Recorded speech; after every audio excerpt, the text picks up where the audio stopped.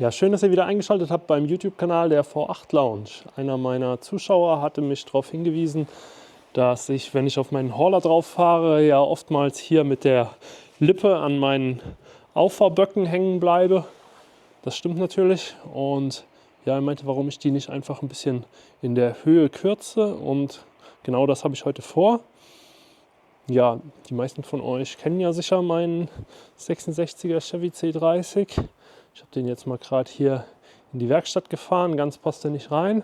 Ich habe mir das Ganze jetzt vorbereitet, und zwar habe ich mir da hier halt den Winkel angesetzt und ich werde das Ganze jetzt mit dem Plasmaschneider trennen.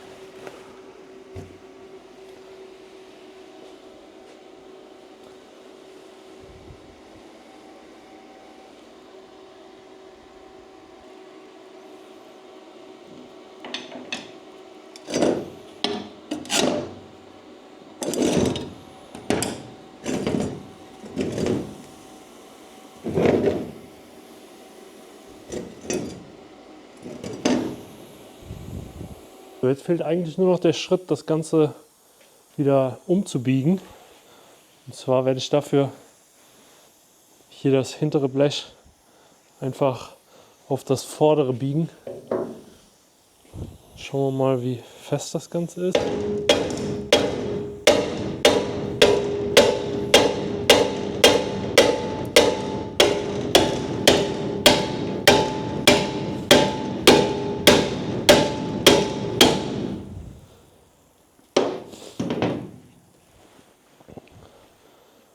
Ich werde das jetzt noch ein bisschen runterdrücken und dann miteinander verschweißen.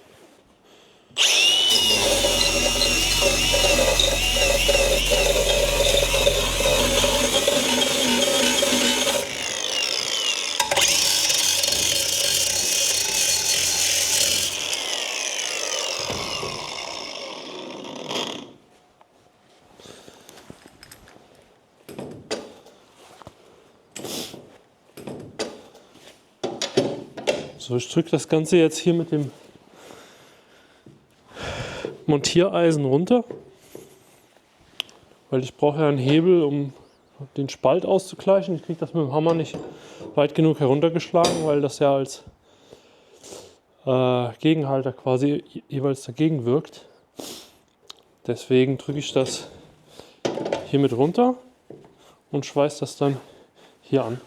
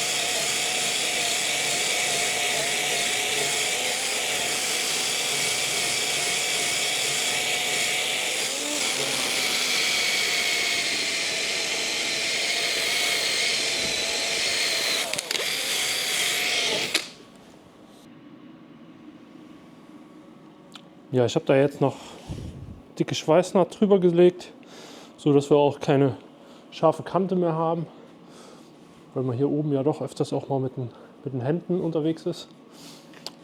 Und ja, ich werde das vielleicht noch ein bisschen verschleifen, aber eigentlich sieht das für den Hauler ganz passend aus, so roh. Und ja, ich werde das jetzt auf der anderen Seite wiederholen.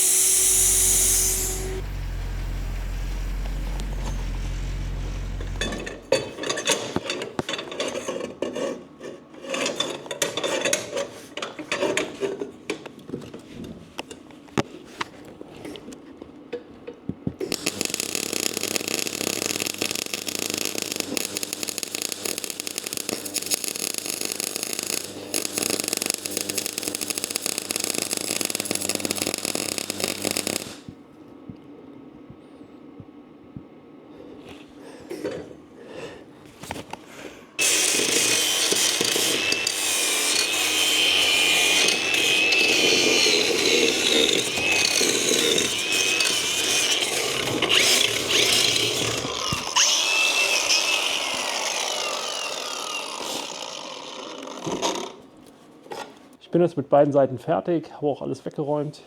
Ihr könnt das Ergebnis hier nochmal sehen. Ich zeige es euch mal gerade. Ich bin auf jeden Fall sehr zufrieden. Die Rampen haben ja nur den Zweck quasi, dass das Auto dort gegenfährt, damit ich weiß, wie weit man fahren kann. Und dann wird das ja mit Spanngurten oder Ketten nach hinten abgesichert. Das ist auf jeden Fall funktional ausreichend, so wie ich es jetzt auch verschweißt habe. Ja, ihr würdet mir auf jeden Fall einen Gefallen tun, wenn ihr den Kanal abonniert.